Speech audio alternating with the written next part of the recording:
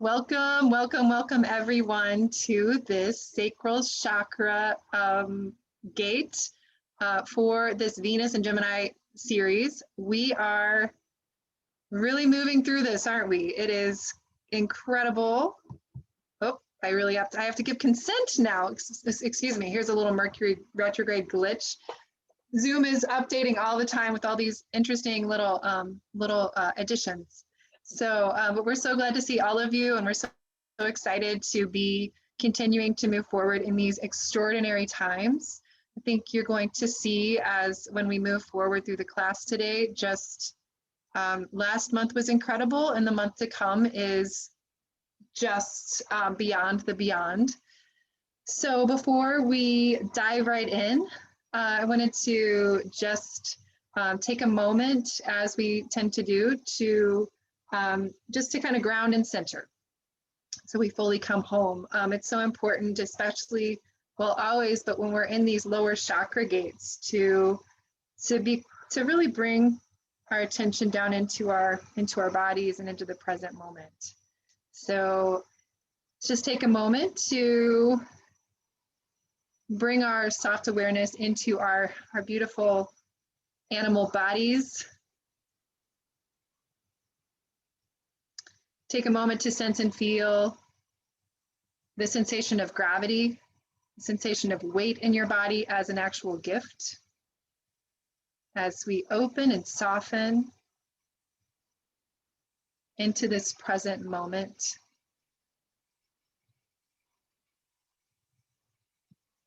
Taking a moment also now, if you want, you might wish to close your eyes. You might wish to put one hand on your heart and one hand on your womb for women, Hara, which is the womb center for men also.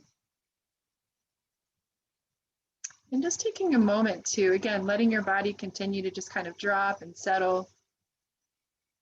If there's any part of the mind that is up and out, just tendrils of awareness that are kind of out there scattered in all the directions, we're just going to call all of our focus and our attention down and into the body now.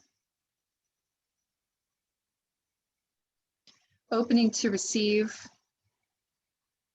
the illumination, the insight, the wisdom from the feminine divine, from this magical Gemini goddess, this feminine presence, the shapeshifter, she who weaves a new world, she who helps us find the new world story. We open to how she lives and breathes inside of each of us. We also open personally and collective to the wisdom, to the ancient and new wisdom of the sacral chakra gate, of our creative center. Taking a moment as you bring your awareness to the ecstatic reality that is your body. Take a moment to feel into that ecstatic joy that actually lives in your body. It's wanting to be felt. It's wanting to be experienced. Continuing to let yourself breathe, and with every breath, letting yourself open even more and soften even more and drop even more fully into the deliciousness and to the pleasure of the present moment, of the now. You might also open your awareness to perceive. It's as if we are all in a big, beautiful circle. Each one of us, look around the circle and see the faces of your beloveds in this beautiful Venus alchemy community. Take a moment to honor and acknowledge the presence of each one of you. All of the incredible work that each of us is doing in the play. Take a moment to bow to and acknowledge for your own self all it is that you have already released, all it is that you have already let go, all the heaviness that has been falling away, and allow another level of that heaviness now to drop. I'm going to invite each of us to shift our attention, our awareness, our energy, so that we now honor and acknowledge that we are fully inhabiting our sacred vessels, our bodies. We're fully at home here. we feel the magic, like a sensation, like a tingling sensation of ecstatic bliss, of anticipation of joy that lives in our bodies. And you may even in this moment make a silent declaration, a dedication, a devotion to living in this place more and more frequently. A place of being fully at home in the body and opening to the deliciousness, the pleasure, the play that lives in full embodiment. So as we now arrive and we gather together in this sacred circle, as we welcome and we give gratitude for and bless the bodies we came here in, and the beautiful body of Mother Earth who holds us, we now open to celebrate and receive what it is that wants to be co-created with us today in this circle. So it is. Yay. Tammy, you've got a little reverberation happening on your end, so I don't know if you need to put your headset on or whatever, but yeah. Okay, so, and here's the Rainbow Goddess Prayer, invoking and claiming divine feminine value and worth at the Sacral Chakra.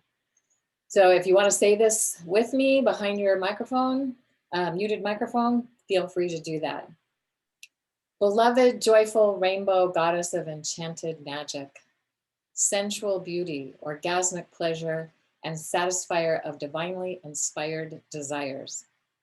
Guide me to truly receive more beauty, more love, more pleasure, more health and wealth than I have ever imagined. Guide me to transform any remaining fear of pleasure and intimacy so that I experience its deepest gifts and transformation. O great one in the wise use of high vibrational life force, including healthy expressions of personal value and self-worth, beloved and adored, wise and inspired, wondrous goddess of powerful, playful, creative life force, guide me to remember and know I am worthy. I am an important and I am a gift to this life. Guide me to know and live the exquisite value of who I am. Guide me to savor and embrace the full ecstasy of embodied life force. That is mine to experience, express, and enjoy, so that I truly love and celebrate myself in the most divinely motivated ways possible. And in so doing, I inspire others to do the same. It is done, it is so, and all heaven and earth rejoice. Blessed be. And then this is just a little example. If you want to do a collage for this month and place it on your altar, you can do it any way you want, but if you have like a statement that you want to really energize, you can put that at the center of your collage. So this is one I've been practicing for a while. I totally and completely love and accept myself just as I am now and in the future. So, and you can make up whatever you want or create whatever you want, but it's just a way to energize that if you want to do that. It's just a suggestion. So we're going to do breakout sessions, and Tammy, while you're creating them, do you want me to talk about this? Sure. Why don't you do that? So, but just also say that if you don't want to do it, just go ahead and turn off your video, so that I know for sure that you don't want me to put you in a room. If I see your videos on, I'm going to assume you want to be in a room. That just makes it simpler. But if you're, and if you come in, I'm going to be there putting people in rooms. So yes, I'm going to go ahead, Kaylin, if you want to go through this process. So as Tammy said, of course, joining the session is optional, although we highly recommend it because it's a way to get to know people in the community and also to have a chance to just share a little bit about what is going on for you. And because we're really wanting to foster more of that sense of mutual support and community. And that's why we're doing this. And then the idea is that everyone has a chance to listen and everyone has a chance to be heard. So we really encourage you not to crosstalk or interrupt if somebody's sharing. And we're not here to fix or judge. We're just here to listen to what people have to say and to what they're sharing. Not our job to fix it, change it, or make it be different. But we can celebrate it if it's something that was worthy of celebration. But anyway, and then being mindful of the time so everybody has a chance to share. And then if you want, this has happened quite a few times. We've had feedback about this, that people are like, whoa, I want to connect with you further. So by mutual agreement, you can connect beyond this class. So it's another reason why it might be fun for you to go ahead and join in the breakout. And so just some recommendations, just start with your name and where you're from. You can talk about your greatest gift or highlight that happened for you over this last month at the root chakra gate, or your biggest challenge, or both. Maybe you've had both. What have you reclaimed? You could talk about that. If you're new to the group, then you might share what drew you to this journey, because we have quite a few people that are jumped on since our last class and maybe haven't had time to even really understand what has been going on for them the last month. So just that's another option. So I think we're ready. Awesome. And also just to say that you'll be in groups of 2 to 3, and we're going to meet for about 9 minutes. And so it'll be about 3 minutes per person. So I am going to send out little messages as if you were a group of 3. If you're a group of 2, you might have a little more time, just to say that. Okay. All right. So rooms are opening now. So you're going to be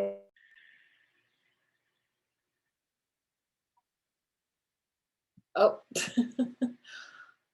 hi, hang on, let me put on gallery. And so I'm still recording. Would you like me to stop my recording, or are you open to sharing and having people see it? Okay, and you're muted, by the way.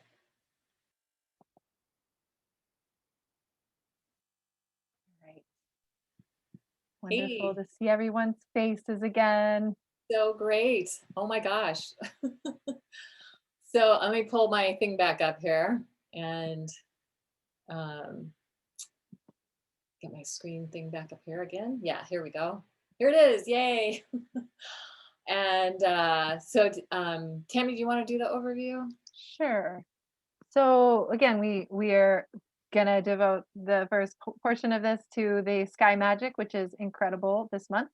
And then we're going to speak into what we're speaking to when we talk about reclaiming the sacral chakra. We're going to talk about how might it be experienced to work with Gemini, the Venus moving through Cancer, and then Leo at this gate. And then we're going to speak into some of the different deities, some of the feminine, some of the goddesses that we connect to the sacral chakra and to Gemini. And then we'll talk about the daemons or the demons at the sacral chakra. And then we're going to talk also about, we're also going to talk about money, pleasure, some of these different elements as they relate to Gemini specifically. And then we'll give you some really juicy home play.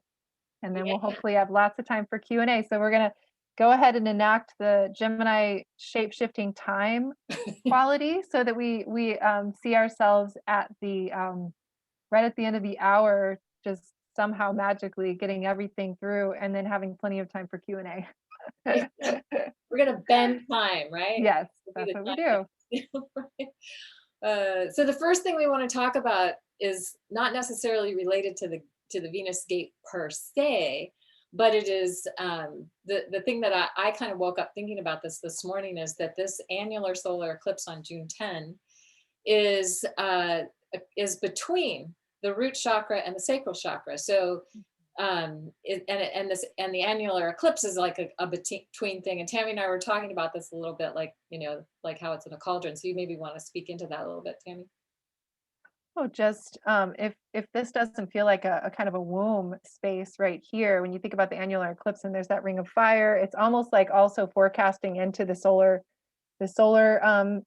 plexus activation of the gate.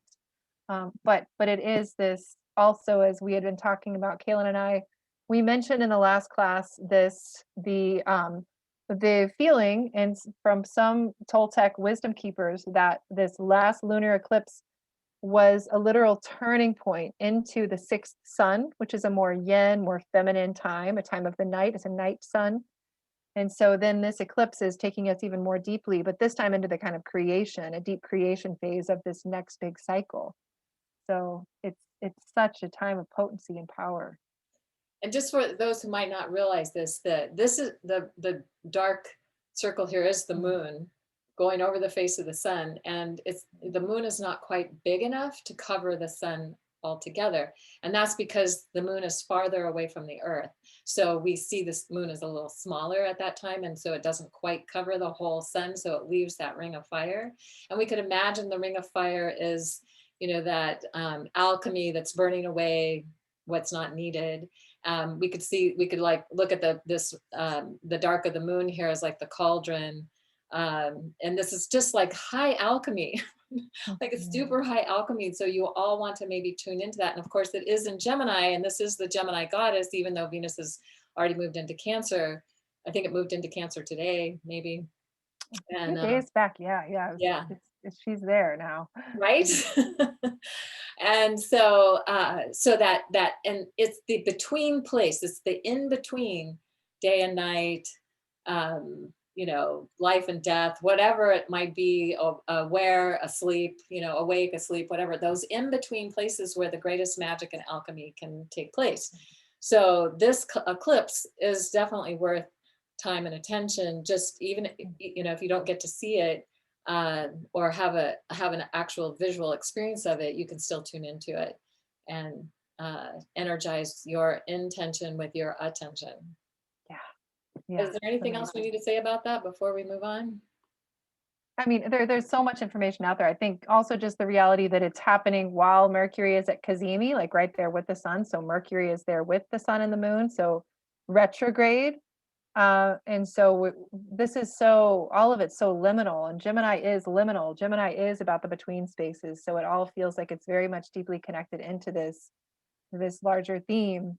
I mean, I think maybe just that it's with the North Node as well. So it's, you know, whereas the lunar eclipse was very much about shedding and releasing, to me, it feels like this is, for so many reasons, this is a birth portal. It's we're at the womb chakra gate. So it's very much about new beginnings. I think one thing I would say is, I was in a group last night where we were really having a conversation about how, because of everything we've been through in the last year and a half, and the fact that we're beginning to open up, you know, seasonally and otherwise, especially in the Northern Hemisphere, but all across the globe, that we might feel a little bit, we're so accustomed to being in contraction in a sense, that this is a time where we need to be real tender and compassionate with ourselves as we're kind of letting ourselves kind of gently open into more exposure. We're in a new birthing time, so don't confuse that with we don't have to turn backwards. We're not but it can feel that way sometimes because there's so much intensity that being birth can be messy, and that's the process we're in now. So be gentle and tender with yourselves. We are moving forward, we're moving towards life. Yeah. Yeah, you know, I'm thinking too about the whole Gemini mystery is a trickster. So, but also Gemini loves social connection, and that's been something that has been so missing for us this last year. And so, so now we have the eclipses. We've had, you know, we still have the North Node there. We've had Mercury retrograde there, and so how are we communicating? How are we connecting? But how are we doing it in ways that work for us still, because, you know, we still live in a weird world.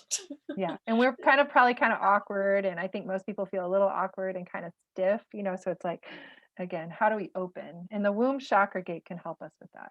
Absolutely. So what now we're going to focus on is what's happening in the sky the day after the eclipse. Is you're going to maybe see that crescent moon and the low on the horizon below Venus on June 11th, and really it's showing here about 7:30 Arizona time, 8:30 maybe California time, or East Coast or West Coast time. They're within 2 degrees of each other, and then the next night the moon will be past Venus, right above Venus, and obviously, and then beyond that it'll go past Mars, and then June 13th it's way above that. So we're going to see these more individually now. So this is how the moon will be on the night of the 11th. And Venus is inside the twins, the constellation of the twins. Now, the reason, for those of you who may not know, the reason we call it the twins and not Gemini is because the seasons, we just said Venus is in Cancer, right? And the moon will be in Cancer, and they're going to be in the twins. So the signs are the seasons. So we could say 9 Cancers, like 9 days after the June solstice, 11 Cancer, almost 12 Cancers, 11 or 12 days after the June solstice. So that's where the sun would be, that many days after the solstice. And so, but in the constellation of the twins, and over time, every season, every sign will be with every constellation. And that's part of the understanding of the cosmology and how we're at a bigger turning of an age now because of how these things are lining up. But anyway, pretty cool. Amazing. Yeah. So, and then on the 12th, the Venus will be just below Mars. It's going to be like almost exactly halfway between Venus and Mars. So definitely worth checking out if you get a chance to see that. And on the 13th, then the moon will be above Mars. And I guess it just depends on how the sky maps are done, because I think in the map we looked at before, it looks like moon is a little bit further above Mars than in this one. So, and also that can maybe depend on where you are. Yeah. You know, what's your latitude, your longitude, Yeah. where are you located at that time? So, anything you want to say about that? No, just so stunning. I mean, I think the only thing is, if you're able to see Venus now, it's pretty amazing how high she is already in the sky and how bright. So hopefully you've had a chance to see her now and spend some time with her, because she's really lovely. Yeah. Yeah. Yeah. So we've got Venus getting ready to exit the sacred hoop on June 23rd, and Castor and Pollux. So this is the sacred hoop here, and it doesn't really look like a hoop. It looks more like a shield. But the best I could do. Anyway, Venus entered here on May 8th, and then on the 17th was with Aldebaran, the star Aldebaran. Then was between the horns of the bull with the star El Naf, which is one of the tips of the horns of the bull. And that was on the 25th. And then on June 2nd, so not that long ago, just 4 days ago, it was right on this cross. And this is where the zero Cancer point is located. And that's where the sun rises currently at the June solstice. And this is at the edge of the galaxy, looking out away from our galaxy. And this is one of the remarkable things that lets us know we're at this large turning, like a 26,000 year turning of an age. So Venus was just there. The sun will catch up to there soon. Mercury will be there later after it goes direct. But then on the 23rd, so Venus has really, since May 8th, been inside the sacred hoop, just traveling along. And it's going to be leaving the hoop on June 23rd. Pretty remarkable. And it's also on its way to catch up to Mars. Whole other story. Yeah, whole other story. But I just want to mention, if it's possible to go back, that part of what's stunning about what's happening right now is the timing of Mars has already been, Mars was with the North Node. Mars is doing all of this before Venus. So Venus is following in Mars' footsteps. So you could say that Mars has been kind of the sacred masculine, has been kind of clearing the way or supporting in the journey of Venus. And so Mars has already exited the sacred hoop at this point. And then there's Venus, and then Mercury is following. So they're all three kind of journeying through the sacred hoop, and then the sun. But in terms of the power of the Mars aspect in the sacred hoop, Jeffrey Gruntner, who is one of he's been with us in every journey. He's an amazing ceremonialist and wisdom keeper in his own right, and astronomer, astrologer. And he's been doing some beautiful work. If you check out his Facebook page and other places, maybe he'll talk about it in the Q&A, on Mars going through the sacred hoop too. So for some reason, it feels important to honor that. And of course, Mercury, as we said, because Mercury got almost up to the cross when it went retrograde around 25 Gemini. So it wasn't quite there, but it got close, and it's coming back to be between the horns of the bull, and then it'll station direct on June 22nd, just as Venus is about to leave the hoop, and then it'll continue on. So there's been a lot of activity in this part of the sky over the last few months, few weeks, I guess, if you more accurately said. And yeah, I like that you brought that up, Tammy, that Mars has been leading the way for Venus to follow along. Yeah. So this is just kind of gives you a sense of what's going on. You know, Venus entered Cancer on June 2nd, so not today. I think what's happening today is that Venus and Mercury are separating 10 degrees, and that is seen as representative of the connection to the Shekinah, or the divine feminine expression, because Mercury went retrograde exactly conjunct Venus. So Mercury's playing a big part in what's been going on in the last few days, last week and a half or so. And yeah, and then we've been talking about the eclipse. And yeah, so Venus was on the galactic cross as we mentioned on June 2nd. And then Mars enters Leo on June 11th, the same day as Venus and the moon are conjunct. And we'll be approaching the beehive cluster at that time. And that's one of the places that reminds us of connecting to the pleasure of life, the sweetness of life. The beehive, the bees are the ones that collect the pollen and create the honey. And, you know, there's a whole pleasure aspect that's connected to that. So Mars is hanging out there over this month. And then we have this huge, go ahead. I just want to say something about the beehive cluster too, that I think is really interesting around the womb chakra, or the heart, like the hara for men, the womb, sacral chakra gate. The beehive cluster also has a lot of connections. It has to do with the sweetness and also healthy boundaries, healthy limitations. And so it also, you know, we could say the masculine, and because Mars is in its Aries cycle, there's something also about in working with the sacral chakra and having Mars as the guardian doing this work. And with the beehive cluster, there's something about that healthy guardianship of what we're creating. Beautiful. So from June 20th to June 26th, like we have just about a week of magnified intensity, because we'll have Jupiter stationing retrograde in Pisces. It's going to be going back into Aquarius. We're going to have the sun on the cross that we showed earlier on June 20th for most people. Some time zones it'll be the 21st.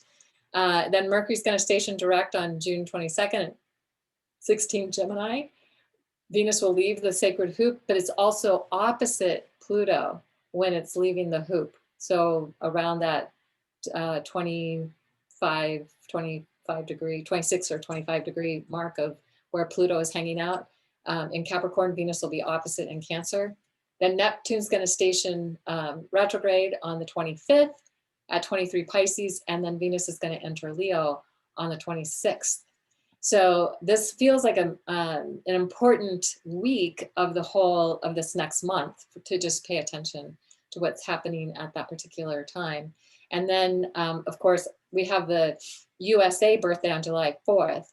And interestingly, one of the reasons that they chose the 4th of July back in 1776 to create the Declaration of Independence was because the sun was exactly conjunct Sirius.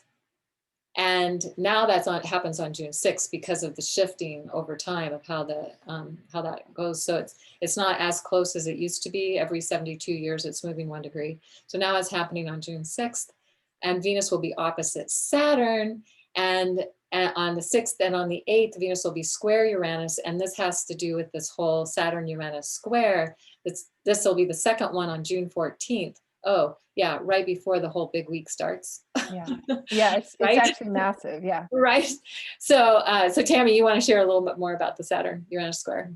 Well, it's funny. I mean, what it strikes me about it, Kaylin, is that I know when you were first doing this too, it's like there's something about, there's just so much else happening that it's easy to miss. But if it wasn't that way, I mean, it is really, I think most astrologers would say it would be maybe the biggest aspect for the year. If you're going to point out one thing, it's the big, massive planetary aspect of the year that kind of guides 2021 is Saturn square Uranus. And this is the second of 3 exact squares that are happening this year. And it's interesting, it's happening within the retrograde window. But it has to do with so much. It has to do with what's happening in terms of seeding a new way of orienting around money and economy. That's one of the areas you can look at with this. And in fact, that really is probably what's most relevant to what we're talking about today, because we're going to spend a lot of time at the sacral chakra with Gemini, breaking the old rules, bringing in the new world story that has to do with that. I love that. And the thing that I'm thinking about too is that when we had the first Saturn-Uranus square was back in February as Venus was dropping into the underworld.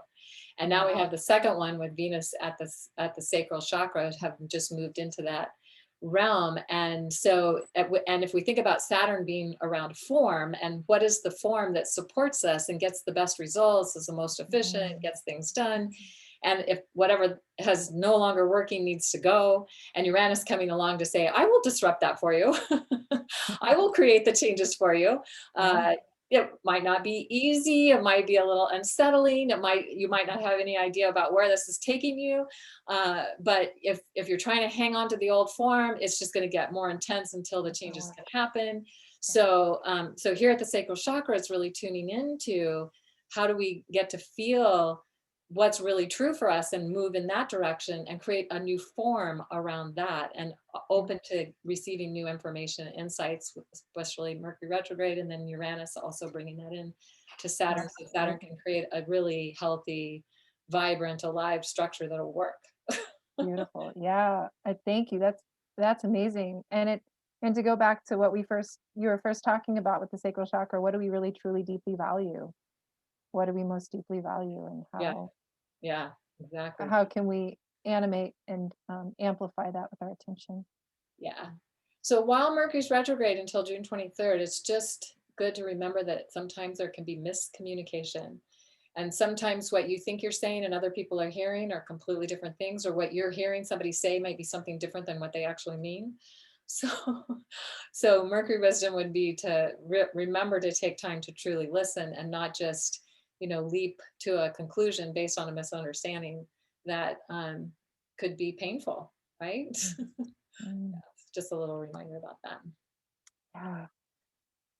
So brilliant. I think that's so important to remember. And I think so it's pretty perfect that Venus is going to be in the sign of Cancer when she begins the sacral chakra activation. And so consider, again, there's this energy of the great mother, of nurturing, of the kind of this rebirthing energy and process that's facilitated by that. So the rainbow goddess has found her ground at the root chakra. This is what we're really calling forward. She's restoring her womb wisdom. She's nourishing and tending the seed of new life growing inside her. We find the voice of our womb, or Hada, which again is the energy creative center for men and women. Actually, it's a different way to say it. We tell the stories we find there, claiming our creative powers, sourced in the deepest watery wisdom of our mother wombs. We ready ourselves to birth the new world story, our story, the one we know by heart. This is such a gate. This is such a personal gate. Cancer is such a personal sign first. We feel it first as a very intimate kind of connection to the feminine. And I love this Ishel image where she's pouring the waters, the sacred waters, and she's very much connected to womb wisdom and to the great mother goddess religions in her part of the world. And so this is just such a juicy portal of creation that we move through, and how perfect that she's in Cancer. I love it. And then she's going to shift into Leo, so there's going to be more of that fiery, that next aspect of the creational flow that we're really igniting and firing up and stepping into our higher vision, and just playful creativity. So she reclaims her role as queen of new worlds, creatrix of the rainbow reality, full spectrum humanity, radiant, sovereign, playful, and free. And we shine as shapeshifters of reality. The world around us becomes more beautiful, whole, absolutely radiant, pulsing, and alive. Because we love ourselves and we express ourselves fully, holding nothing back. The universe opens her heart to us, and we dance a new dance together. And this is just, I think so many of us, when we are able to center and ground ourselves in the midst of so much chaos, we have these moments, I think all of us have had them, where we recognize that we can shapeshift the world around us. That is what Gemini does, and Leo steps us more even into that. Leo at the sacral chakra gate. This Gemini meta goddess who is creating new worlds at the sacral chakra gate in Leo. What could be more powerful than that in terms of really recognizing our true power to create? Oh, I love it. That's so good. So Ishel, we see her as expressed through so many different deities. Ishel is one of those that she can be seen as, and I have a great love of Ishel. having gone on pilgrimage many times to her temples in Isla Mujeres and Cozumel. Some of her stories, one of the ways that she really shines is that she is a goddess of the common people. She embodies the qualities of the Great Mother, the Cancer meta goddess, which makes sense in a sense because prior to this Gemini Venus cycle, in this cycle that we're in now, she would have been in a Cancer cycle. So this Gemini meta goddess has Cancerian roots. And Ishel kind of embodies that. She's also the playful shapeshifter Gemini meta goddess. She's both. So Ishel has those qualities. She's a rainbow goddess. She is, especially in many of her stories, she's a flirt, she's a lover, she's free, she's always expressing her desire for freedom. But in any sense, something that can blow your mind is that Mayan women, traditionally at the early part of the century, they would make pilgrimages, traveling hundreds of miles to her temples in the Yucatec island of Cozumel at menarche and menopause. And her priestesses were oracles, they were dream tenders, they were astrologers, midwives, healers, specializing in women's mysteries, including the blood mysteries, sacred bathing, herbal healing, and dream tending. So much like you would see in the temples of Asclepius in ancient Greece, this is the kind of thing that was happening in Mayan lands. And a woman I highly recommend following, Rosita Arvigo. She's brought Ishel into modern Western healing practice through Arvigo therapies, including Maya abdominal massage, sacred bathing practices, herbal medicine, yoni steams, those kinds of things. And, so I would, you can follow Arvigo therapies. You may be able to find a therapist in your area to work with you during this womb chakra gate. I highly recommend it. I know that I will because I have someone I love to work with. But this is Ishel, so she can be someone to work deeply, powerfully with at this chakra gate. And in fact, she's the one I have on my altar. So she's a beloved guardian of women and men suffering from domestic violence. That's also one of the ways she shows up, because she's that free feminine. And this is what can happen sometimes to us when we express fully as women. Gemini is a highly sexual sign. They don't talk about that very much, but it is. And so Ishel, in her stories, she never wanted to be controlled and managed and dominated by her partners. And so because of that, she was often in situations where she was being harmed, or her partners would try to control her. And in one of the stories, her grandfather actually killed her. And somewhat like Osiris, she was burst into 1,000 pieces. And the dragonflies came and they restored her to her wholeness. They brought her back together. And so the dragonfly is another symbol of that. And so at the Sacral Chakra gate, she teaches us to be discerning in our choices of mates and lovers. So again, the boundary aspect of the beehive cluster. And that we will only be with those who can completely honor the wild and free feminine. And it's a rare man who can do that. And that we only put ourselves in those contexts where we, in our deepest intimate relationships, where that part of ourselves that is wild and free is truly deeply honored.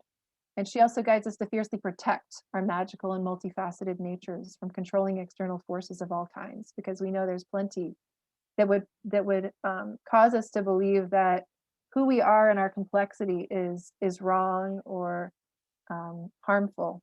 So she's our guardian and guide in that way. And I would say the men that have the courage to show up and be a part of this are those men.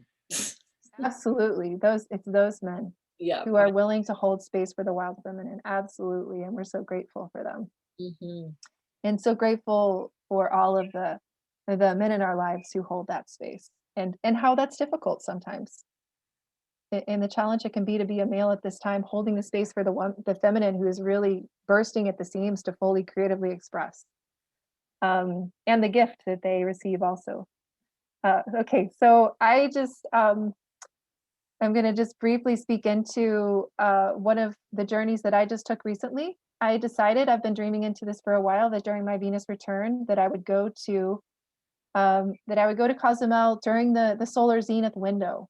My feeling is that was a very important time historically for women to go to those temples. And so I went to Cozumel. It was a crazy time to travel. I have to tell you, I felt so overwhelmed. It's a very interesting time to be doing international travel. But part of the reason I went was because of a sister who was in Playa del Carmen, and we were having a conversation. She's going through menopause right now. I'm going through perimenopause. she didn't even realize Cozumel was there. She's in Playa del Carmen. She's right there next to it. She didn't even know about the history of this place. So part of what sparked me to go was a sister. You know, Gemini, the Gemini goddess, and all of us in this circle, we can spark each other, we can uplift each other. So I went, and we went to the temple together. But the other element that really blew my mind was that I was there for 10 days in Cozumel. And the final morning, I was there at the lunar eclipse. I was at a retreat center with this wonderful friend at a retreat center there, this woman, Gemma, and this wonderful new friend who is a Kemetic yoga practitioner. And we all did ceremony on the beach, and I'd never been there before. But as I was wading out into the waters during the eclipse, I found these beautiful tidal pools. And I always think of the tidal pools as being like the womb of Great Mother Ocean. And there were these beautiful, colorful fishes and schools of fishes there. And to me, it felt like, again, this remembrance of the power of the womb wisdom through the ocean. And so we did a little baptism there. So and I think sometimes Kaylin and I have often talked about how we kind of feel these energies before they happen because we're facilitating the circle. And so I think like that this is the kind of medicine, the kind of energy that all of us can, in our own way, open to over the coming month, is to that magic, that mystery of the womb wisdom and the inflowing nurturance that comes through that field. Yes, beautiful. All right, so, and we can't leave out Juno Moneta when we're at the sacral chakra, because literally the word moneta is the root word of money. And Juno Moneta was the Roman goddess that, and actually in Rome, Juno was the name that was used to describe your inner feminine guiding spirit, your higher self, your feminine genius, your the female principle. And this is true for men too, because women have an inner masculine, men have an inner feminine. So their Juno, they have their Juno, we have our Juno.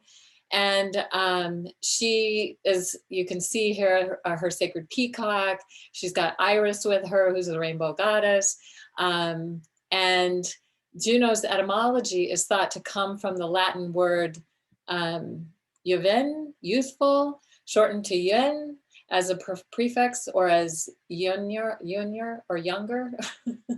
Anyway, there was a guy named Emile, and I don't know how to say his last name, so I'm not going to. He was a French structural linguist, and he is best known for his work on Indo-European languages and critical reformulation of the linguistic paradigm established by a man named Ferdinand. There's a whole article, they have something on Wikipedia you can connect to if you want to know more about that. But anyway, he says that the original meaning or root of Juno is vital force, or we could say like vital life force. And that it connects to a Vedic word, Aya, genius of the vital force. So we want to make sure we're connecting in with that at this chakra gate, the vital force or life force energy, because as many, I've done a lot of different things around money as energy, and we're going to see a few things around that, because the money mysteries and how we run our life force energy, it's reflected in how we experience our finances. So if we're having challenges with that, then maybe we have some kind of block or belief or, trauma or something that is wanting our attention. And interestingly, money was first minted in Juno Moneta's temple at the center of Rome. So she is the mistress of destiny and fortune, sovereignty, fertility, money, and she also is about measuring the cycles of time. So we want to make sure we honor her at this gate as well. And when I was tuning into that, I was remembering I read this book, The Energy of Money, some years ago by Maria Nemeth, and one of the statements that she makes is how you do money is how you do life, because everything's a mirror of everything else. So if you're not being responsible with your money, then how are you not being responsible with your life? If you're being responsible with your money, then how is that reflecting to you how you're being responsible with your life? Those kinds of things. And there's this TED talk, Would It Be Okay With You If Life Got Easier? She did. It's not long. It's very short. I highly recommend it. I posted it on the class page too, but there's a link here for that. So interestingly, this is Juno Moneta's temple at the center of Rome. And then this is the money, the Roman money with moneta printed right on the money. And two more quotes from Maria Nemeth, who says, every time you're willing to say yes to everything on your path, even if you don't like it, you express the hero inside of you. And so part of it is like just saying yes. It doesn't mean we have to like it or that we can make choices that if we don't like it, that help to create something different. But it's when we are in resistance that those things tend to grow. She also says, and she says this in the video, would you prefer to be known for your complaints or your contributions, your issues or your ideas, your drama or your dreams, your reasons or your results? Great question. So something to just think about here at the, is because we're birthing something new, right? So what do we want to be known for? What do we want? And she was like, she didn't want to be known for certain things. She wanted to be known for other things. And she speaks about that in the video. So it's pretty cool. So you want to say something, Tammy? I just want to say that something I've been just really feeling in this Gemini cycle is that no matter, I think when you say yes to everything, I love that because it feels like when you're accepting and acknowledging and fully present where you are, and a lot of us have seen a lot of our shadow side, the places where we're not being responsible or the places where we're not as empowered as we want to be. What's become really clear to me in this Gemini portal is that we can shift that energy and that dynamic, even if it's long standing, we can shift it very radically and very rapidly. It's just a matter of returning again and again to what we really deeply want to transform and accomplish. And I think the eclipse is a very powerful time for us to do that. But it is a time where we can shift long-standing dynamics like that very powerfully. Yeah, I love that. And it really is up to us. I think there's a saying that says it doesn't matter what your parents did to you or the culture did to you or anything that's ever happened to you, you're still responsible for your own experience as an adult, right? So the choices that we make and how we choose to deal with that, and if we can transmute and transform it by not resisting it, by accepting it, and then allowing for the alchemy to take place, that's so cool. So some ways that you can change your relationship with money is to increase your awareness around your own money, how you are relating to your money or to money in general, how money is coming to you and going out from you. So what are the patterns and habits you have around your money beliefs? And then then from that, once you become aware, you can make new, more supportive, empowered choices around that. So also giving yourself permission to have more money, because I think that sometimes there's a lot of belief systems in the culture that people who have money aren't good people. And so then maybe we don't want to have money because we don't want to be seen as not being a good person. So remembering that when we desire to be financially successful, it doesn't diminish anyone. I mean, some people are nefarious in what they do, and they will steal from people. They will take advantage of people. We're not talking about that. We're talking about the heartfelt desire to be more financially successful in a good way, in a healthy way. Because when we're playing small, it doesn't help us. It doesn't help us, if we're playing small, and it doesn't help anyone else either, because it limits you in how much you can be supportive to others. So, so how do we change that old story and realize that money's not the problem? It's what we're doing with it and how we're engaging it, how we're having a relationship with it. So some other things you can do is track your income and your outgo, because money is flowing to you and from you constantly. It's like there's this flow that's happening all the time. So you track the money that's flowing to you on a daily basis, and you bless that flow in either direction. If it's coming to you or you're having bills, you can just be like, I am so grateful I have the money to pay this, to make my rent or my mortgage or my, pay my utilities and buy my food and all those things. Like really being in that place of gratitude and appreciation. And that helps you focus your attention on your relationship with money from a place of gratitude. and also love, really loving what money can do for you when you're using it in a healthy way. If you have debt, then the best thing you can do is create a plan to pay it off quickly. Because this is free and it helps you have more confidence and security. Because I think a lot of times people make choices because of the burden of their debt. And they may be choices they wouldn't make, or they'd make other choices that might be more aligned for them if they didn't have that burden. So there's that. And then having a savings plan, ideally a minimum of 10% of what you earn goes into a savings each month. So you have money set aside for emergencies. And that helps provide a sense of security, and also that, like, you're not going to get caught up short if something happens, like the car breaks down or you have a medical emergency or something happens.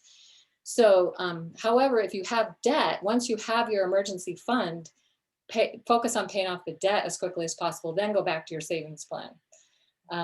And then also probably the final and one of the most important pieces is to remember to celebrate the money that's flowing to you and the money that's flowing from you. It's just keep in that energy of celebration, love, appreciation, gratitude for that. Yeah, I so agree with that. I've so seen that. I had a mentor before I started my astrology practice who showed me, she was an intuitive. She started her own business.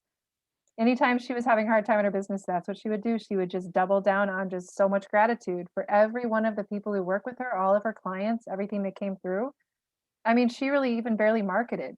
Like, she really didn't. She had a Taurus moon and she had the right frequency around what she was doing. And she understood it wasn't money. It was just this overflowing gratitude for everything that was coming into her life. And it really profoundly, it manifested very powerfully. Right.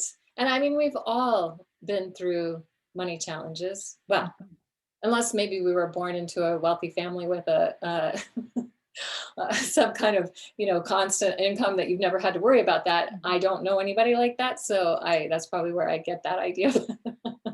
Anyway, I have one of the things that I just will share with you, and I highly encourage people to do this, is I was back in 2004 when I was facing bankruptcy, my second marriage was ending, and everything was just a mess. I started out with a 40-day plan to do an abundance journal and write abundance statements every day.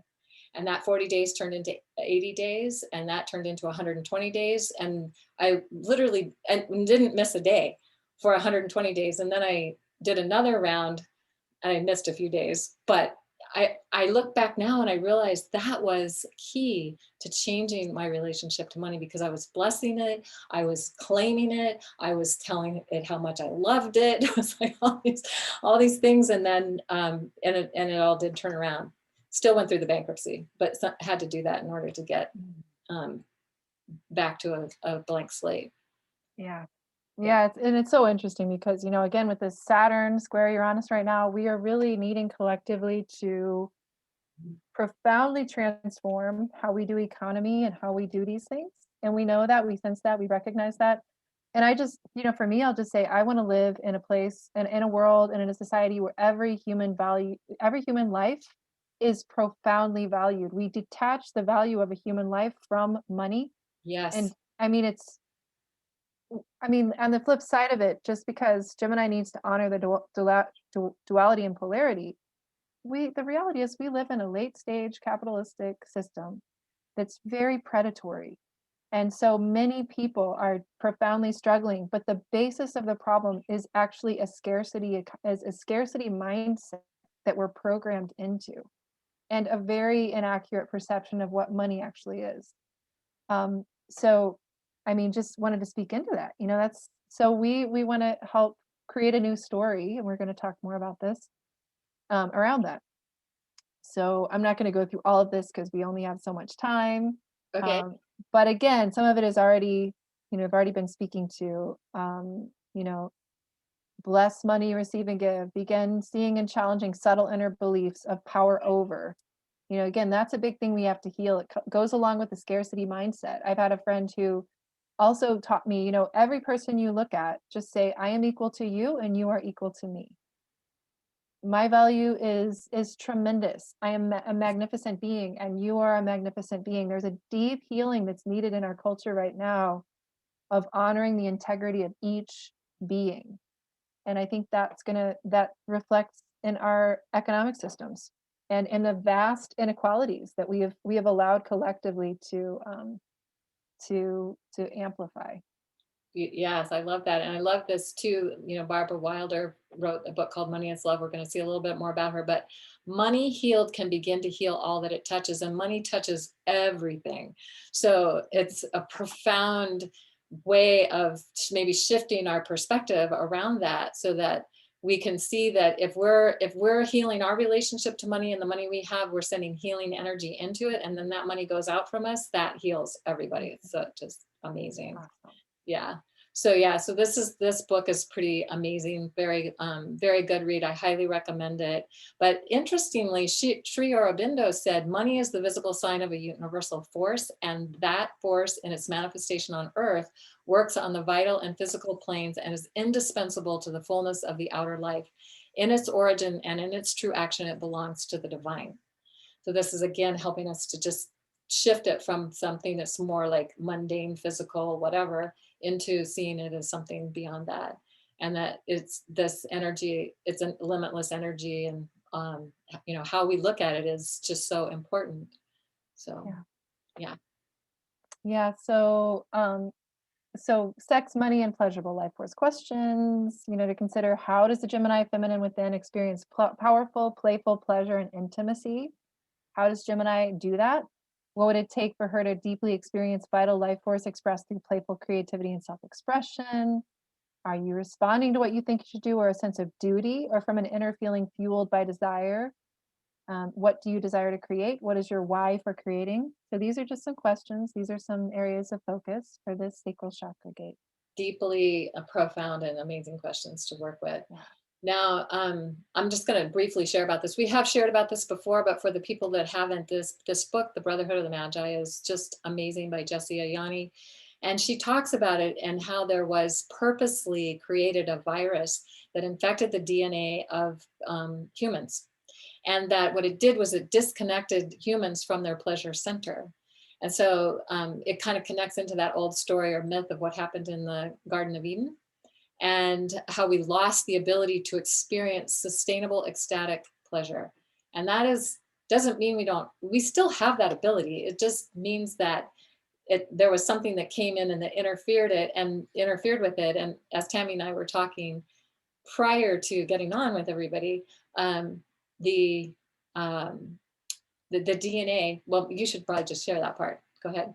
Oh, it feels like an important time to recognize that the way we used to look at DNA, we no longer think of it that way. Bruce Lipton was one of the authors and thinkers who wrote the book, The Body of Belief. And I think in some of the work that he's done, he would actually say, this is controversial, but that the DNA itself is only like 1% of the equation, that our thoughts, our beliefs, our emotions, all these other things, we alter our DNA all the time. It is in epigenetics, the study of that, is transforming everything we think about it. It's not static. So I just thought about that, Kaylin, when you were sharing this again. So we were talking about it, is that we don't have to agree to this. Whether you think of this as like a teaching story, like a symbolic kind of understanding, or literal or real, we're more powerful than this. Exactly.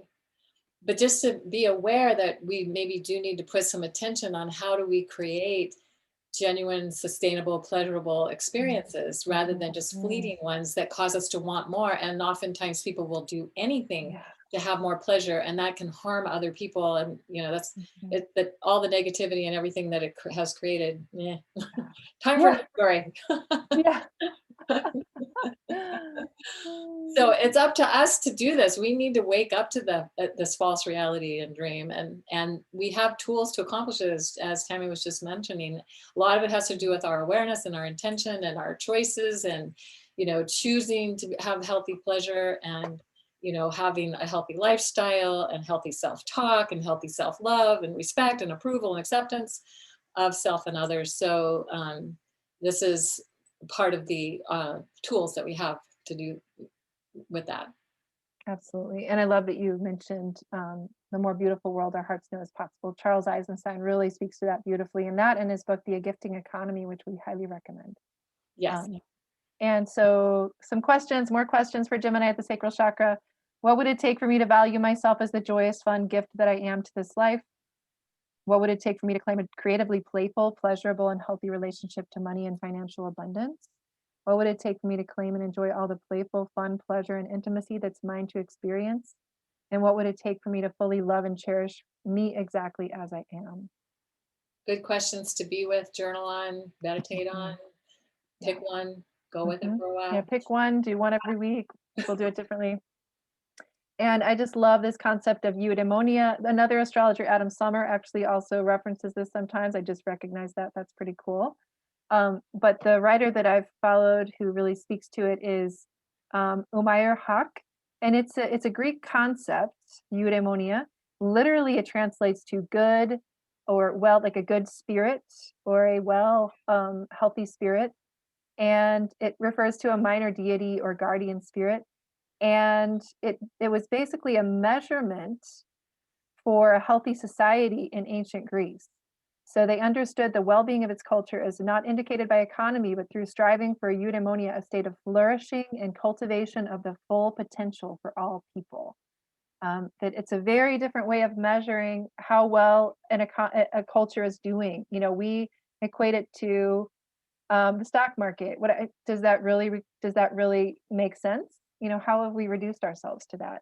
So it's just about inviting us to deepen our perspective of what a healthy, flourishing culture and society actually looks like.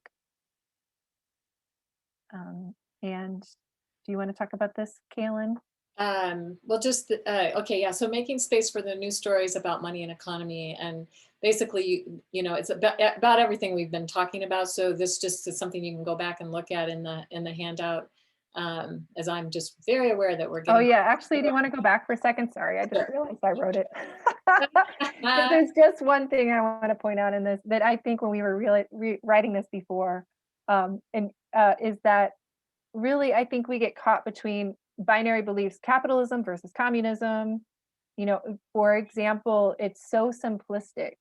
And most likely, I think all of us know that there is wisdom and insight that's derived from those ways of those original kinds of teachings or cultures that were framed around that, and that we need to stop just feeling we have to choose between the wisdom from one tradition or another, or one perspective or one system. And so, you know, so some of the stories we were talking about when we talked about this is we may have believed that if people had their basic needs met, they'd become dependent and lazy. Is that true? The government will solve all our problems or create them. Is that true? The marketplace will solve all our problems or create them. Is that true? Poor people are spiritually inferior or superior. Are those things true? You know, so it's just Gemini invites curiosity. What are our beliefs? How do we break those open? So I just wanted to Yeah, go a beautiful. little deeper. Yeah. And then just these are just some of the demons or daemons that might show up for you, and there might be others, but just to kind of give you a sense of fear of not enough, money, time, creativity, resources, fear of being alone, codependent with others for social connection. How many times have any of us done that? Assessing your value based on what you think others think of you.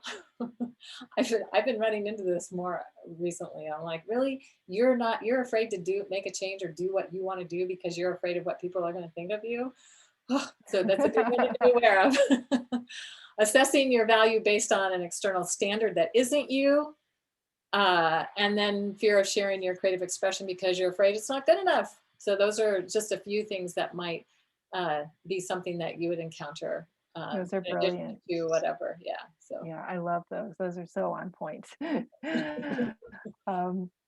So one of the two home play assignments or home play invitations, one is to tune in and connect to our womb or Hara stories. And I love this image. It comes from and I'm trying to remember the name of the business. There's a beautiful 3-minute video that it's a company that creates products for women, including underwear that you can use, you know, when you're on your moon. The video itself, we're going to create a link. We're going to share a link to it because it is so gorgeous. But in any case, they do this thing. They have collected womb stories, and that's what has created this video is made from that. So beginning with with this practice, we'll begin with any kind of embodiment practice. You might take an hour or several for stretching, dance, yoga, whatever it takes to get fully into your body. And then to create the space with your Venus journal to really ask to get still and to really invite your womb, this kind of creative center, one way, shape, or form, to share her stories, what she would like for you to know, and to really create the space for that. So you can just really listen, really tune in, and you might receive images, you might just receive sensations, actual messages or words. You might sense into energetic experiences that are still held in your womb's energy field. So whatever that is, and this can become a practice to really tune in. It's a very powerful practice to what's happening in this part of your body. And maybe there are painful experiences she'd like you to witness. Is there joy and bliss and pleasure she's aching to receive? What's gestating?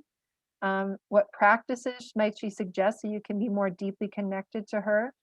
So then after you've listened to her stories, you might in her journal, you might write about it. You might, you might sketch something, you might create a poem, whatever it is that you can do to create a kind of an action plan or to create space in your life to listen more deeply to what what your womb actually has to share with you. She is, in a sense, her own being. And this is, again, true for men or women, whether you call her a hara or a womb, she exists in all of us. Beautiful. I love it. So this one's one we did before, and I just felt like it had to be done again. Because we really, how are we going to tell and live the new world story about money and economy? And so Tammy had suggested that we would take the month to play a game that seeks living evidence of a new world story. And when we did it before about money and economy, we gave some of our own examples of how we were doing that. But what I thought might be interesting for people to tune into, and this is a link to this article about a high-profile universal basic income experiment in Stockton, California, that randomly selected 5 residents. And what they did was they selected residents in a low income, that had low income or were out of work, either way. And they gave them $500 a month for 2 years and with no strings attached. And of course, there is this belief that if you give people money, they won't work. They'll be lazy, whatever. Well, they found that's exactly opposite of what happened, that these people had improved their job prospects. A lot of them had gotten jobs. They had improved their financial stability and overall well-being. And that it was remarkable how it changed the economy of the town as well. It's a great article. I highly recommend it. So, awesome. Yeah. Is there anything more we should say about that? To me, it has to do with trust. Do we trust each other? Yeah. Do we trust each other and ourselves, to be able to create with. And are we going to be Yeah, and that just this whole idea of, people are lazy and they're not going to do anything. If you give them money, they'll just be lazy. They won't do anything. That's just not true. That might be true for some people, but it's not everybody, and it's definitely not the majority. And I think the people who have that as the template they're working from and needing maybe to heal from, they already exist. They're working the system, in their own way. Right. The people who are usually harmed are the people who are trying their very best to actually live by the rules of the system. Yeah. I've seen. Yeah. So we're really excited that Claudette has provided a video and for this particular class on toning the chakra. So that's all on the class page. You can check it out there. The video is posted there as well. And these additional resources that we usually talk about will also be on the home play that will be posted a little later today. Yeah, beautiful. Okay, well, we didn't have the whole half hour. It didn't happen, but we did pretty good. We had a lot to cover. We did. So now we're ready for any comments, any questions, any insights, ahas. And if you want to raise your hand, you can do that. If you want to just unmute yourself, that usually works too.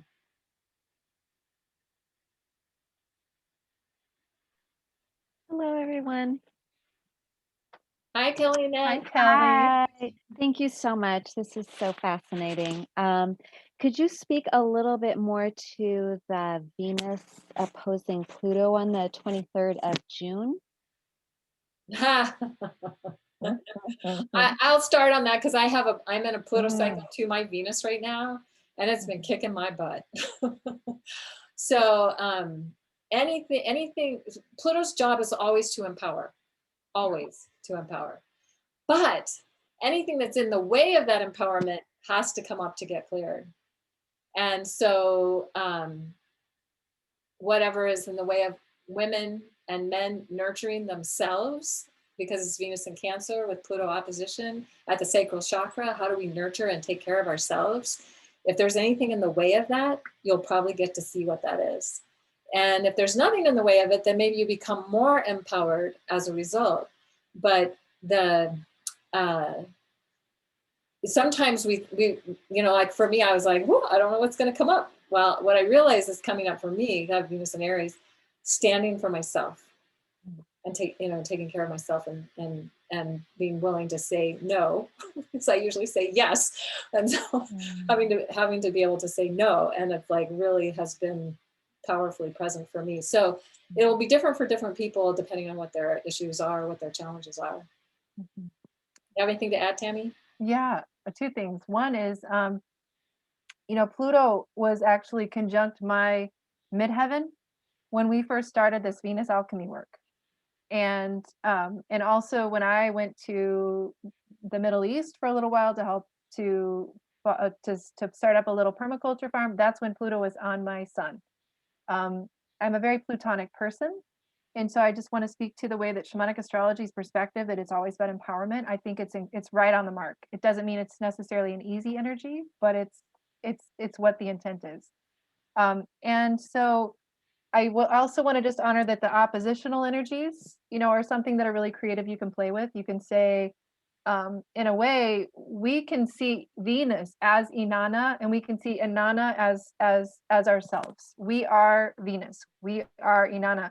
So here you are, right now, Kelly, like you are Venus in Cancer, and here's Pluto opposite you. You can be in a conversation with Pluto. So what's the conversation you want to have with Pluto? What is it? Where is it in your life that you're needing to feel this empowerment? And what are you willing to say to Pluto? I'm up for it. Like, I'm ready to transform. I'm ready to become purified. I'm ready to step into my power no matter what. Are you willing to be in that conversation? That's another way to kind of to dream into this activation. Fantastic. Thank you so much. You're welcome. Thank you for the question. Yeah, good one. Mm-hmm. Hi, Lace. You know how to unmute yourself? You're muted.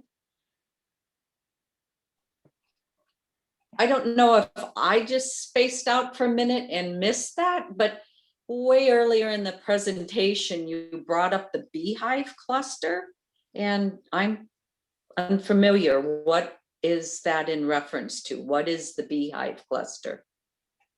It's a cluster that's in the constellation of the Crab, that's between the Twins and the Lion. So that's the part of the sky that you'll find it.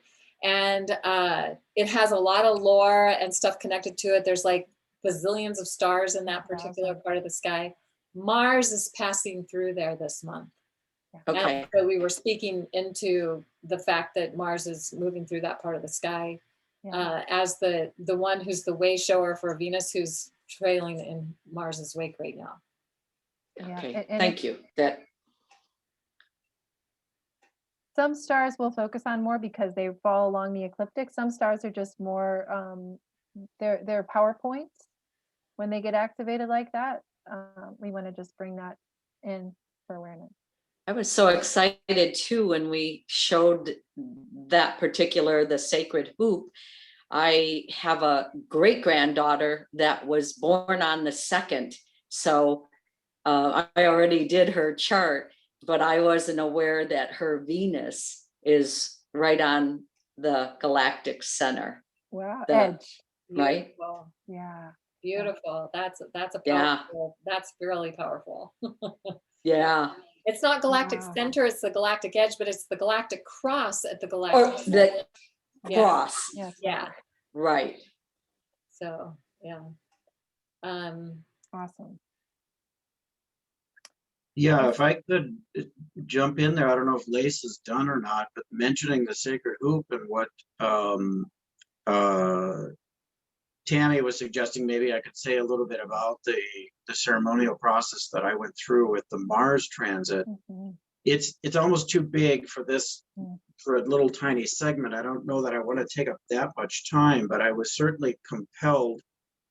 I was observing how Mars was activating things throughout the Saturn-Pluto cycle all of last year, everything we experienced, and how active, well, it's Mars, but it's active and activating, and the need for the most visible expression of the masculine to transform, and all the other forms of masculine, which tend to be ignored or not really brought to light, to be brought more forward. But that whole thing with the sacred hoop it's, we know other cultures have recognized it, but we call it the sacred hoop because of the Lakota tradition, which I was adopted into 35 years ago, and am a pipe carrier in the Lakota tradition. So I was looking at it and feeling the sky speaking to me. It's like when Mars was so close to the Pleiades that I was like, okay, it's entering the sacred hoop. That's the western door. That's how we enter the Sundance, through the western door, facing the unknown and the transformation. And then the ceremony of Sundance is this recommitment, originally intended for warriors, for men, the recommitment to serve life. Because when they pierce for the sacred tree of life, we're giving that the willingness to commit to that. And then when we leave through the eastern gate, which is the twins, in the case of the sky, it's the twins, which is a whole other thing in the Lakota, but has a similar story, interestingly. But at any rate, then there's this big celebration. You're going through the east, you're being reborn. And it was a very interesting process. I was overwhelmed with other stuff in life, so I didn't get to do as much as I would have liked, but I certainly maintained my commitment to do the ceremonies at those times. And Mars was at that galactic edge, or what we would see as the sacred tree of life, in terms of it relating to the Sundance on Earth Day. And I thought, couldn't have been more perfect. And yeah, there's a lot more that I could say about that, and I wish I could take and curate Jeffrey, what I did. Jeffrey, would you be willing to get together with me and Tammy, or one of us, and just maybe record a little bit more about that? We can just post separately. Would you be willing to do that? Absolutely. I want to do that'd something. be great. I do want to do something with it, because it's you got to do something with it. We'll just set up a date and then you'll have to do it. Very, very Aries. What? We'll just set up a date and create a Zoom link, and then you have to do it. That's very Aries. I just think, I can't even tell you that's what you have to do. Just set a date, make it happen, and then you have to create it. Okay. All right. Thank you. Touch. We'll go for it. So awesome. Thank you, Jeffrey, so much for sharing. We know it's much deeper, richer, but what you brought, I think, was really essential, and we'll share more. Well, and it'll be interesting to see with Venus in this whole other different context. And one of the things that I said, we did the ceremony for the ending of that on the 31st, when Mars left. Also, Mars opposite Pluto. So both of these, because Pluto's just sitting over there.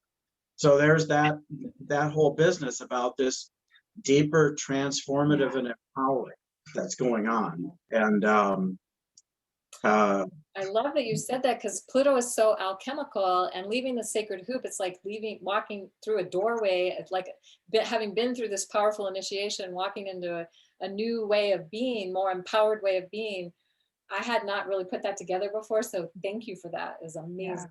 brilliant. Yeah, yeah, And yeah. you know, So and we'll have fun with that. Yes. Sure. yeah, yeah, that's awesome. You know, I also just want to honor the work you do, Jeffrey, and the work that everyone in this circle does who, when you're really doing the ceremonial work, and you're doing it because it's between you and spirit, and it's what you're called to do, and it's everything everyone in this circle does to open to the clarity of spiritual guidance and to be that kind of temple that the light can move through.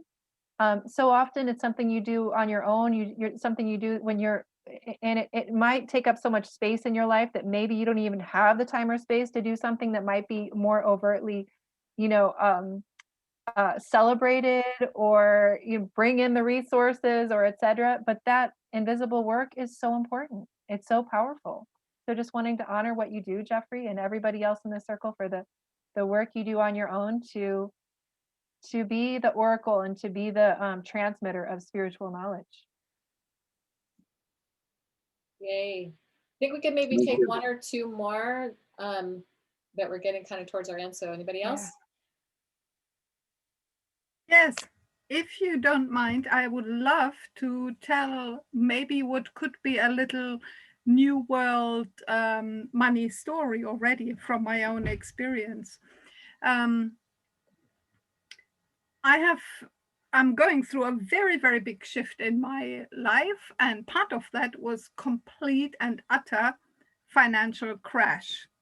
And I needed to reboot. I needed to find a way that finances came in that is independent from the work that I do, or did at least in the past, because the work I did was mainly with people in an African country who would never be able to pay me for mentoring, coaching, inspiration, all these kinds of things that I've always done.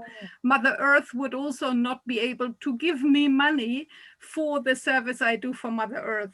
The ceremonies I did are not being paid for. You know, if I do meditation on my rooftop in order to celebrate, nobody's going to pay me for that unless I design a very crooked business concept, you know, or whatever, which was not my thing. So I needed to reboot. And so I was looking into the decentralized financial market and found a very good product and wanted to invest in that. And in this whole crash process, I had started to channel, let's say, a group of beings calling themselves the Blue Ones, mainly associated with Sirius.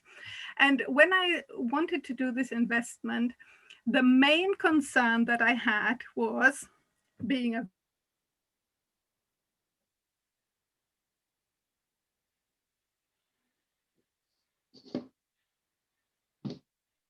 So Naraya, you're frozen. So I don't know if we're going to come back to you or not, but I do know that Genevieve had her hand up, and maybe we can have her, and then maybe Naraya can come back. So did Nicole. Yeah, Genevieve. Oh, and so did Nicole. Nicole. Okay. Yeah, let's Yeah, start so with we'll Genevieve. take those two, and then if Naraya gets back, we can get the rest of her story because it's fascinating. Yeah. And I love Genevieve's idea. So if anybody is interested in connecting about doing ceremony around money, I would love to talk to you because I'm sort of immersed in that whole concept. And also Tammy and Kaylin, thank you. Thank you, thank you. Deep gratitude and deep bows to your work around this money issue because it's so profound, and it does make changing the energy of money and calling us all into sacred economy is profoundly important. So there you go. I'll connect on Facebook if anybody would like to do that. Well, and what about this? Like, what if we figured out a time in the next couple of weeks during the womb chakra gate where we put out a link, and Genevieve, you help facilitate a conversation. And then if we wanted, we could also have Naraya, if she comes back on, she could share more of her story there. That's true. Wonderful. Would that work? Tammy, let's connect. Okay, let's connect. We'll make it happen. We'll make it happen. Right? That's great. I'm back. My internet crashed there. I don't know. Shall I quickly continue? Yes, quickly, because we're going to actually invite you to maybe come on to another time to tell the whole story. But if you can like wrap it up quick, that would be great. Okay, the gist of the story, my blue ones saying, there is no clean money on this planet that you live on. All the money stream from the beginning has been designed to corrupt humanity, and therefore there is no clean money.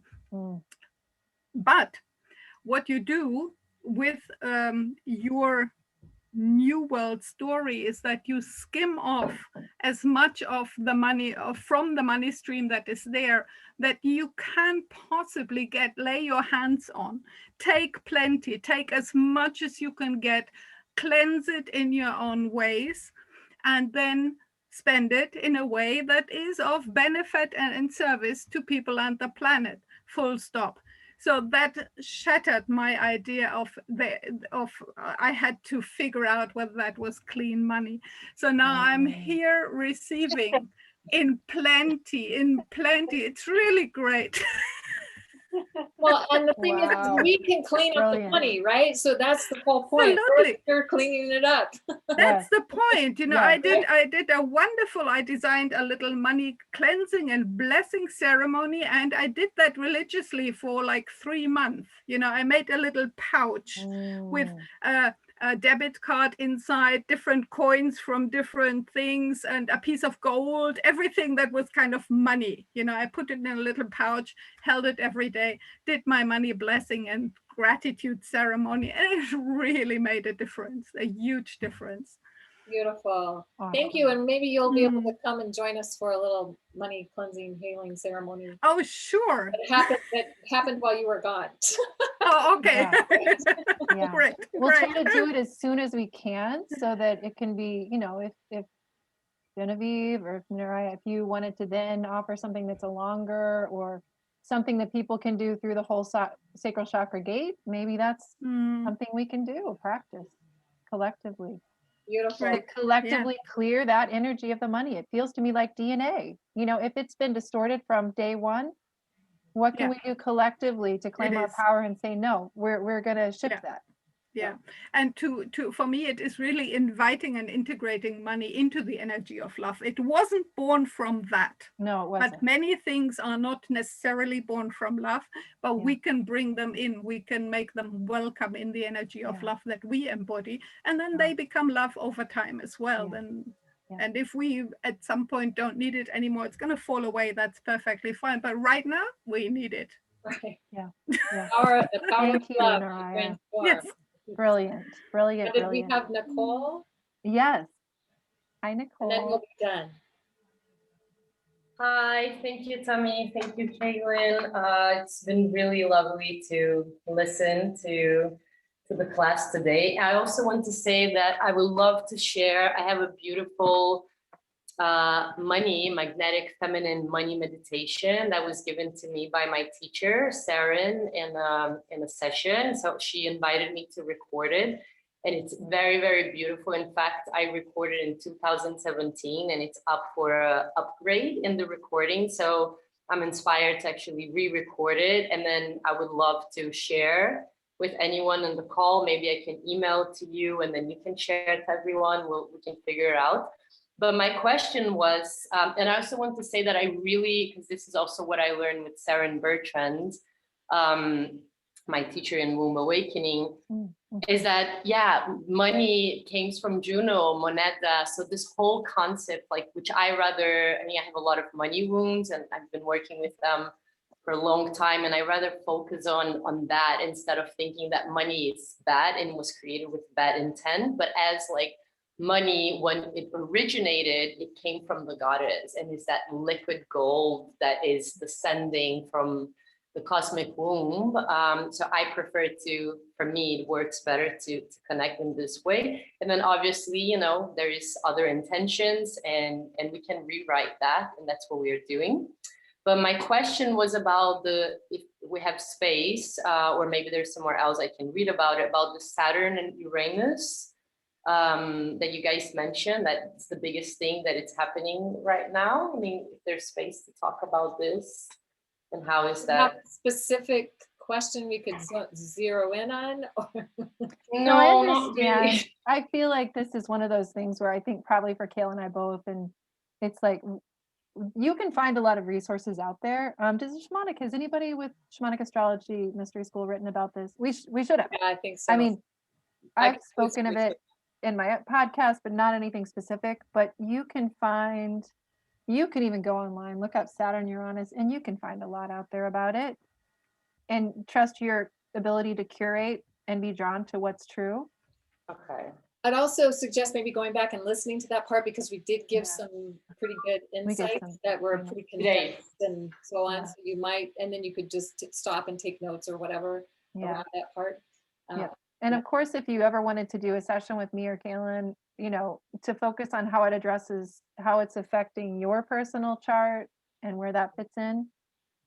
But just because it's in your awareness now, you're probably also going to just be magnetized, and we'll set that intention for you that you find the resources beyond even what you're getting here to help you with that. Thank you. Beautiful. Awesome. So I think maybe we are complete. And so we, one of our little fun practices is to just have everybody unmute themselves and say goodbye. So, so goodbye. Bye. Bye-bye. Thank you. Namaste. Gracias. Namaste. Bye.